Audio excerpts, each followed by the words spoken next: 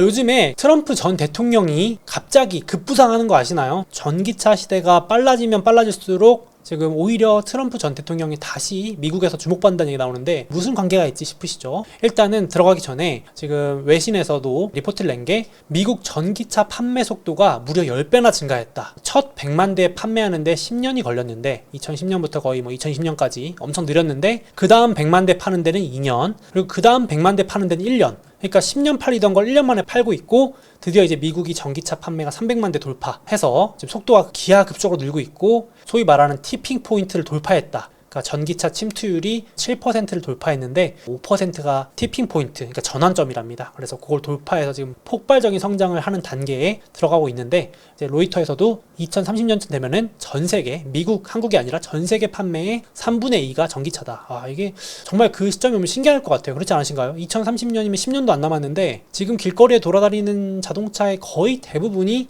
전기차라는 거니까, 야, 그날이 정말 오면 막상 신기하겠다. 그때 너무 당연하겠죠? 그러다 보니까 지금 미국에서 일어나는 일이 뭐냐면, 미국 자동차 기업들 노조가 있습니다. 빅3라고 해서 GM, 포드, 스텔란티스라고 하는 소위 전통 빅3 기업들의 이 노조가 사상 처음으로 동시 파업을 시작했습니다. 파업이 중요한가 하실 수 있지만, 제가 봤을 때 이거 본질은 결국은 전기차 전환 시대에 오는 이 일자리 문제인 것 같아요. 그러니까 임금 올려달라는 요청도 있지만 결국은 전기차로 바뀌면 사람이 덜 필요하잖아요. 그러니까 일자리가 축소되는 거죠. 최소 30% 이상의 일자리가 줄어든다라고 보통 평가를 하거든요. 왜냐하면 기존 자동차 대비 전기차가 부품 숫자도 덜 필요하고, 그러다 보면 사람도 덜 필요하고 하니까. 그래서 여기도 노조에서 전기차 전환에 따른 일자리를 보장해달라가 주요 요청사항에 들어있습니다. 물론 임금도 기본적으로 많이 올려달라. 4년마다 계약을 하는데 4년 동안 거의 30에서 40% 올려달라. 지금 그렇게 요청을 하면서 순차 파업에 들어갔습니다. 이 노조가 영향력이 크고 덩치도 커요. 그래서 장기화됐을 때 증시도 영향이 있고 경제도 영향이 있다까지 나오는데, 그건 좀 더 지켜봐야겠습니다만은,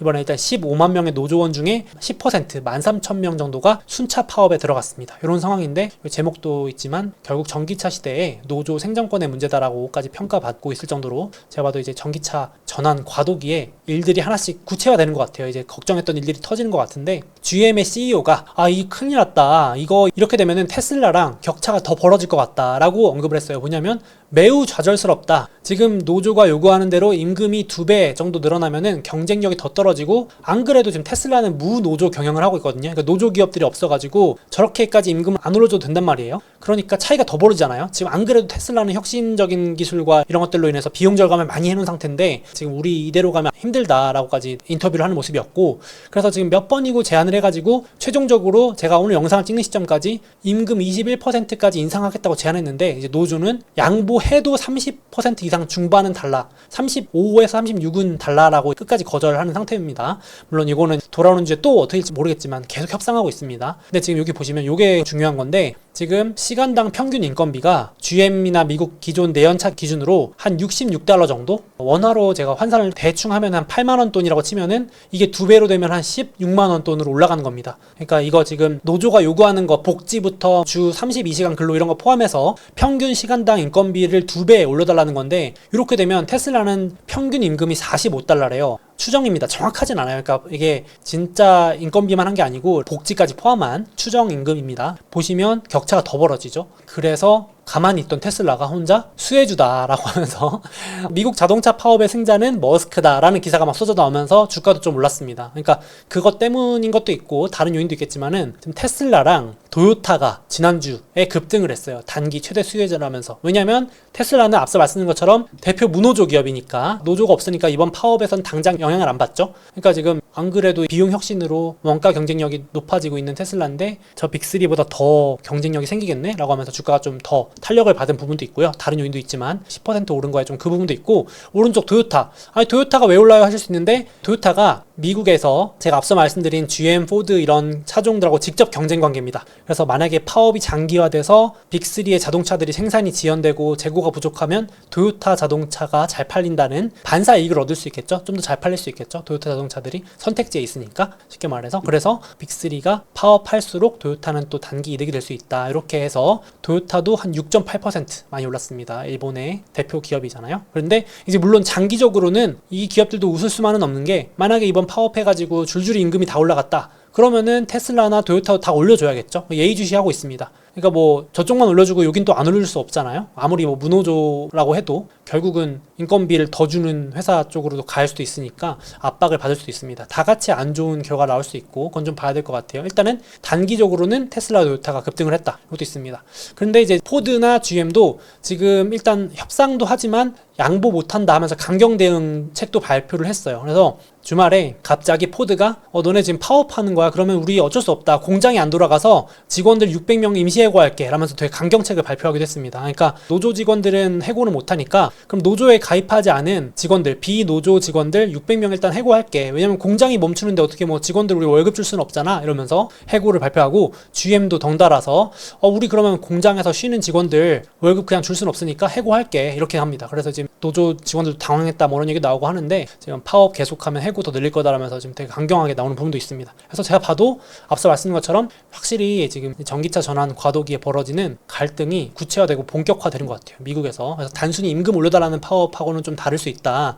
이런 부분도 있다라고 한번 보시면 될 것 같고 근데 뭐 파업 이거 중요한가 하실 수 있는데 이게 또 조금 확대해서 보면은 이게 또 내년에 미국의 2024년 대선을 결정한 이슈로까지 확대가 됩니다. 지금 자동차 공장들이 몰려있는 이 지역이 미국 최대 경합지입니다. 그래서 혹자는 이렇게까지 말하거든요. 여기 미시간주라 그래가지고 자동차 공장들이 몰려있는데 이 빅3 자동차 노조가 지지하는 후보가 당선될 확률이 매우 높다. 실제로 그렇게 됐거든요. 2016년에도 여기서 이긴 트럼프가 힐러리를 이기고 당선이 됐고 2020년에 여기서 이긴 바이든이 트럼프를 꺾고 대통령이 됐어요. 그래서 2024년 대선까지 1년 남았는데 거의 여기도 보시면 미국 완성차 업체들 공장이 몰려있는 이 미시건주가 24년 승패를 좌우할 주요 경합지가 된다. 그래서 지금 이 파업이 정치적까지 확대가 됩니다. 지금 근데 요 빅3 노조가 바이든 대통령의 지지를 철회했어요. 그러니까 보류했는데 요게 지금 바이든 입장은 상당히 곤혹스러운 상황이라는 기사들이 많이 나오거든요.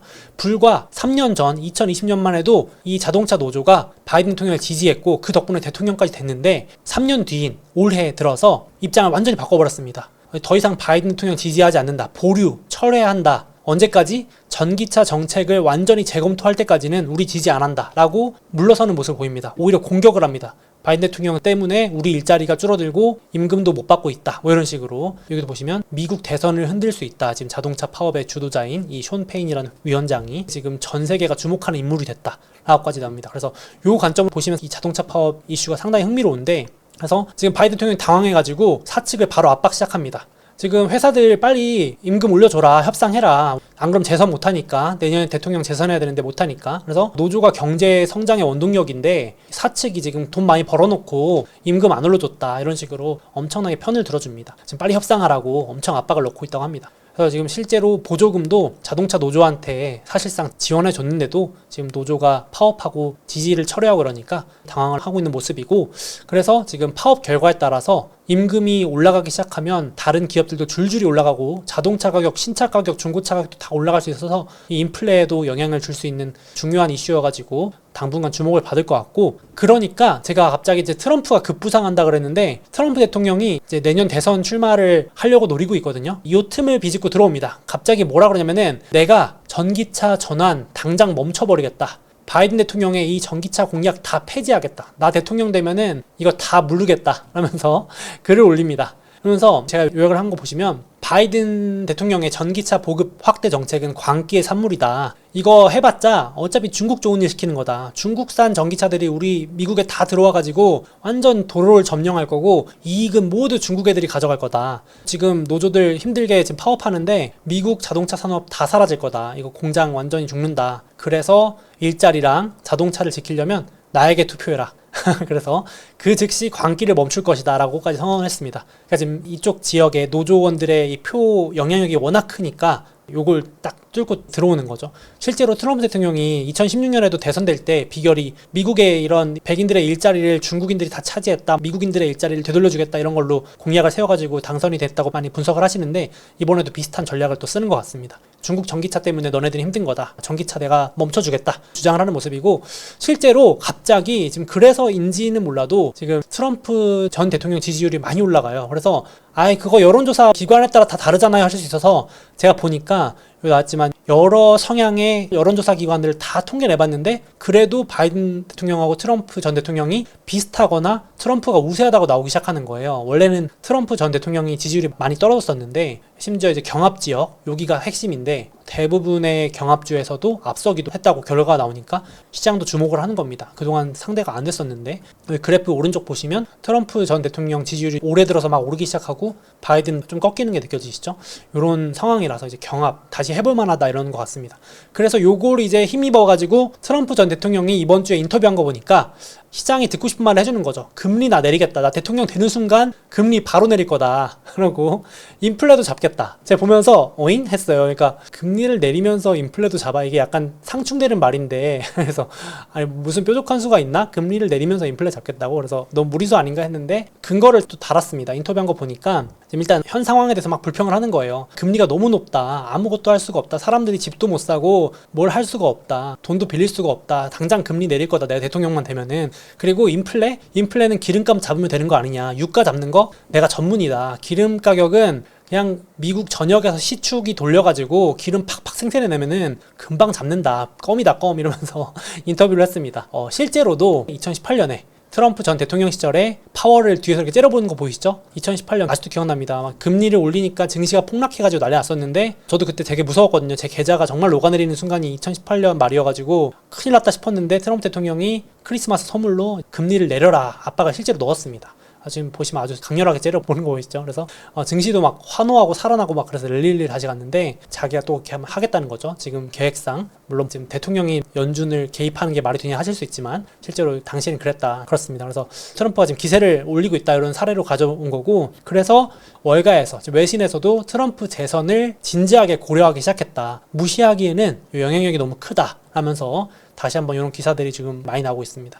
만약에 이렇게 되면은 트럼프 대통령이 진짜 복귀한다 그러면 증시 주도주도 바뀔 수도 있는 거잖아요. 어떻게 보면 바이든 대통령이 되고 증시 주도주 컬러도 바뀌었듯이 또 색깔이 바뀔 수도 있는 거잖아요. 그래서 투자하는 입장에서 또 관심 안 두고 볼 수는 없는 게 또 이런 대통령 문제인데 중요한 문제인데 지금 트럼프 대통령도 맹공하고 있습니다. 바이든 대통령이 무능하다 이러면서 정신 감정을 받아봐야 된다 이러면서 막 맹공을 서로 합니다. 트럼프만 하는 게 아니고 바이든도 뭐 서로 하는데 지금 실제로도 리포트 보시면은 트럼프 전 대통령이 오바마 때 정책을 다 뒤집었어요. 그러니까 거의 다.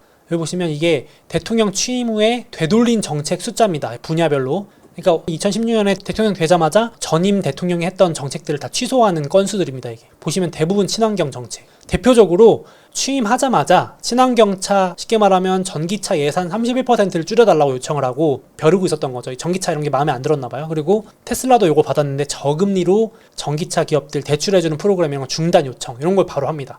얼마나 정책적으로 좀 반대 입장인지 아시겠죠? 물론 이번에도 그럴지 모르겠는데 그러니까 어떤 대통령이 또 대단에 따라서 이게 또 주도주나 가지고 계신 주식에도 영향을 줄 수는 있겠다 싶긴 합니다. 아무래도 트럼프 전 대통령은 화석연료, 전통 에너지, 쉽게 말해서 엑소모빌, 쉐브론 이런 기업들이 좀 선호할 만한 정책을 많이 펼치는 편이어가지고 이것도 또 이제 월가도 다시 한번 확률을 계산해보는 상황인 것 같습니다. 이제 내년 될수록 더 이런 얘기 많이 나오겠죠?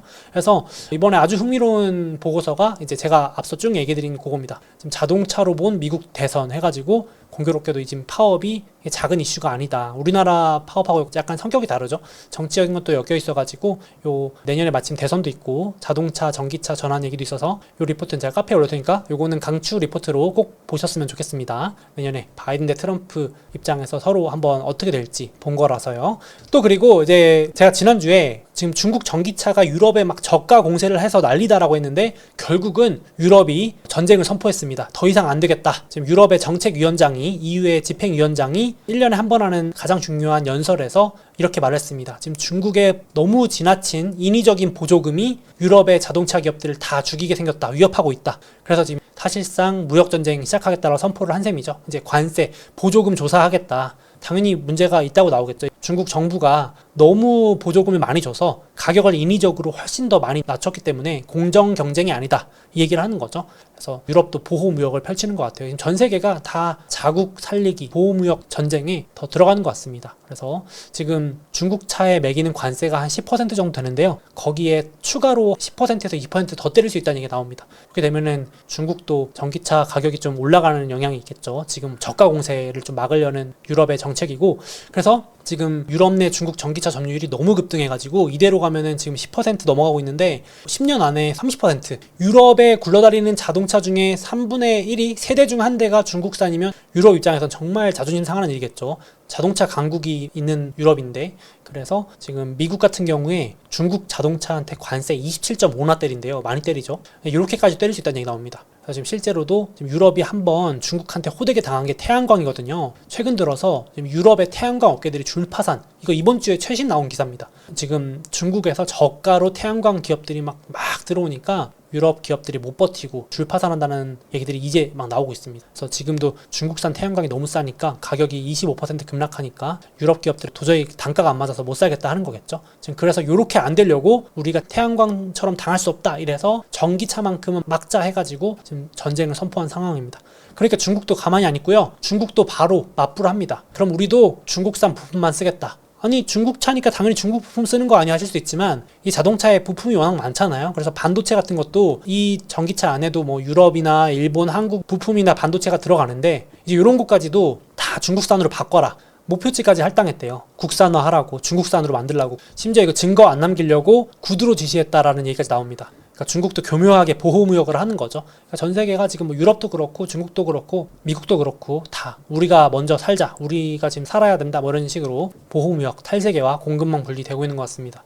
이렇게 돼서 진짜 엄청난 전쟁이 지금 전기차 시대의 한복판에 일어나고 있는 것 같고요. 그리고 지금 한국도 손 놓고 있을 수가 없는 게 이런 얘기 나오더라고요. 여러분 참고로 그 중국의 대표 전기차 기업인 BYD, 비아디라고 하는 이 기업 버스가 우리나라에 이미 들어와 있거든요. 우리나라의 중국산 전기버스 점유율이 거의 절반인 거 알고 계신가요? 그러니까 우리나라 돌아다니는 전기버스 중에 절반이 중국산입니다. 그러니까 엄청나게 이미 침투를 많이 했는 상황인데 2018년부터 국내에 들어와가지고 많이 늘어나고 있더라고요. 근데 요 비아디라는 이 전기차 1등 회사가 버스도 들어왔지만 내년에, 벌써 내년입니다, 내년 상반기에 승용차까지 들어올 예정이래요. 그래서 저도 홈페이지 일부러 들어가 봤는데 BYD 코리아라 그래가지고 여기다가 이제 해서 한글로 이제 제품 설명 다 바꿔놨더라고요. 4종의 승용차, 세단, SUV 이런 것들 들어올 것 같은데 저가 공세 들어오겠죠. 그래서 이런 것도 지금 각국이 다 이렇게 방문을 걸어 잠그는 상황인데, 한국도 이게 저가 공세에 어떻게 대응할지 상당히 업계에서는 혼란스러운 상황이 될 것 같습니다. 그래서 이것도 잘 봐야 될 것 같고, 그래서 전기차 판도를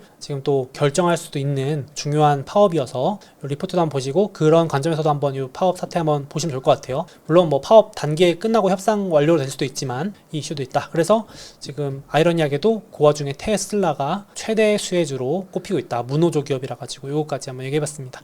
그리고 대선 얘기 나온 김에 또 추가 리포트로 마침 이제 대통령 임기 3년차 말이고 내년이 대선이니까 이제 이런 얘기들 정말 많이 나오는 것 같은데, 지금 딱 공교롭게도 지금 약간 조정장이잖아요. 약간 박스권 장세, 재미없는 노잼 장세인데 이 리포트에서도 올해 한 10월에서 11월까지도 박스권 갈 수도 있다. 좀 재미없을 것 같다, 가을에. 그래서 그 얘기를 하는 게 세 가지 이유입니다. 아무래도 지금 9월에 긴축 동결한다는 얘기는 다 이제 알고 있는데, 그래도 또 한 번 올릴까 말까 이런 거 고민하잖아요, 시장에서. 시장은 불확실성을 제일 싫어하거든요. 차라리 악재면 악재, 호재면 호재가 낫지 불확실을 제일 싫어하는데, 그게 이제 11월 1일 날 금리 결정해서 대충 윤곽이 나올 거 아니에요. 이제 올해 안에 올리겠다 안 올리겠다 이제 진짜 끝이다가 11월 달에 나온다고 월가는 판단하기 때문에 요거 끝나고 나서 본격 랠리 한다는 게 이 리포트의 주장이고요. 그러니까 진짜 이제 11월 지나면 그때부터는 사람들이 이제 금리 긴축에는 완전히 관심이 사라질 거다. 불확실성이 확 줄어든다라는 얘기를 하는 거고, 그리고 요즘에 많이 올라서 AI 이런 것들 이제 성장 동력이 떨어졌다, 빅테크 비싸다 하시는 분들한테서 그런 불확실성을 해소해 주는 게 기업 실적 발표 10월 말이다. 이제 10월 말 돼서 또 엔비디아나 뭐 애플이나 마이크로소프트나 기업들 실적이 받쳐주면은 야, 역시 미국 주식은 강하네, 실적이 받쳐주네 하면서 또 랠리를 할 수 있다라는 거죠. 그게 또 공교롭게도 10월 말, 그 전까지는 좀 애매하다, 확실하지 않다, 불확실하다라면서 박스 꺼낼 수 있다는 얘기고, 제가 말씀드린 것처럼 지금 대통령 임기 3년차 가을은 공교롭게도 통계적으로도 약간 재미없는, 특히나 다른 연도에 비해서 9월, 10월이 부진했다라고 해서 세 가지 이유로 또 한번 리포트가 나와서 참고하시라고 한번 가져와 봤고, 그래서 지금 10월 달 말에 빅테크 기업들 실적이 모여있기 때문에 또 이제 잘 나와주면 또 한번, 엔비디아 같은 경우는 실적 발표할 때마다 막 점프하니까 이번에도 그래줄 수 있나 하면서 시장에서 좀 기대를 하겠죠. 조마조마하면서. 그래서 이런 것들도 있다. 이렇게 보시면 될 것 같고, 실제로 연간 수익률 보시면 임기 후반부에 3년차, 4년차 수익률이 좋고, 내년에도 3년차의 수익날 확률이 91%, 올해 주식 좋았잖아요. 내년에도 이렇게 수익날 확률이 높다라는 내용입니다. 내년에도 기대해봐도 되겠죠. 그래서 올해 조정장에 좋아하는 주식을 부지런히 모으면 내년에 괜찮다라는 주장입니다. 이런 주장도 있다. 참고하시면 좋을 것 같아요. 그래서 선거 얘기도 나와서 같이 한번 얘기해봤습니다. 다음으로 요즘 특히 경제 상황이 좀 불확실하니까 투자할 때 기준 잡기가 좀 어렵다, 이런 생각을 하시는 분들도 많을 텐데요. 이럴 때는 특히 오랜 기간 동안 시장에서 살아남은 일명 투자의 대가, 또 구루라고도 하죠. 이런 분들의 포트폴리오를 참고하는 것도 하나의 방법이 아닐까 싶습니다. 대표적으로 이런 워런 버핏 같은 투자의 전설들이 어디에 얼마나 또 어떻게 투자하고 있는지 확인할 수 있는 아주 간편한 방법이 있어서 잠깐 소개해드리려고 합니다. 아주 간단한데요. 미래에셋증권의 M스탁 어플 내에 여기 보시는 구루의 포트폴리오 화면에 들어가시기만 하면 되는데요. 여기 보시는 것처럼 워렌 버핏이나 레이 달리오, 켄 피셔, 빌 에크먼 등 월가 대표 큰손들의 최근 매매 내역과 종목 투자 비중까지 확인하실 수 있습니다. 그래서 이 화면도 한번 들어가 보시면 좋을 것 같고, 또 더불어서 앞서 소개해드린 이런 투자 대가들의 포트폴리오를 좀 참고해서 꾸준히 투자해보고 싶다 하시는 분들도 있으실 것 같은데요. 그런 분들께서는 여기 보이는 미래에셋증권의 적립식 투자 서비스도 한번 이용해보시면 어떨까 싶습니다. 여기 보시는 것처럼 원하는 종목이나 ETF를 장바구니처럼 이렇게 담아놓고 매주, 매달 이런 식으로 투자 주기를 선택하실 수 있으니까 관심 있으신 분들은 한번 이 서비스도 이용해보시면 좋을 것 같습니다.